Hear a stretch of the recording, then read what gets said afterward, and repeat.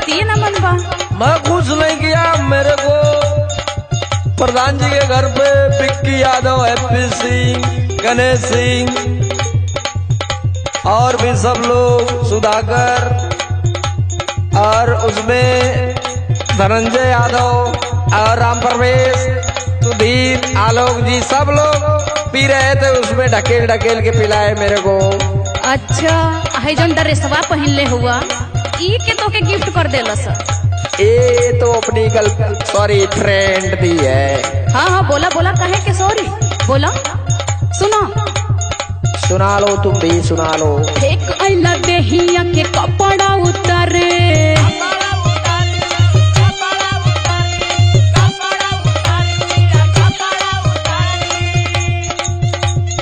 और न तो पहन के नाचत बड़ा सड़े।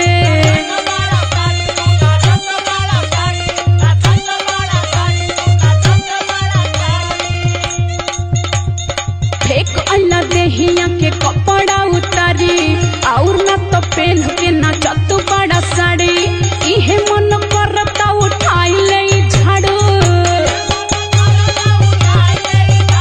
जीव घुसिया देले बड़ा तू। ई वही ना खोइए गेल बना। अरे पता कोई हाथ नहीं उठाएगा, कोई हाथ नहीं उठाएगा। निगरे पियता ना निगरे भौजी। अरे वो हम जानत तानी भैया, हम जानत ना इनके। इहे मन करता उठाई ले झाड़ू, तो हर चटके लतारू, रोज चटके लतारू।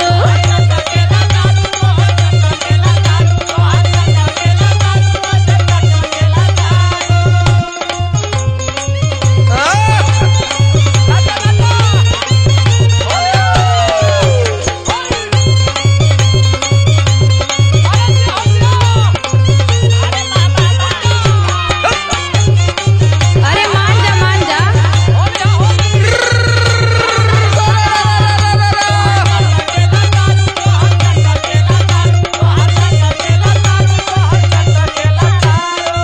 अरे मान जैता कि नगमड़िया ले के जइबा का। अरे मेरा बीन कहाँ है, बीन? अच्छा मैं सपेरा हूँ, सपेरा। हम जानत तानी सपेरा होगा, पी ले बड़ा ना। अरे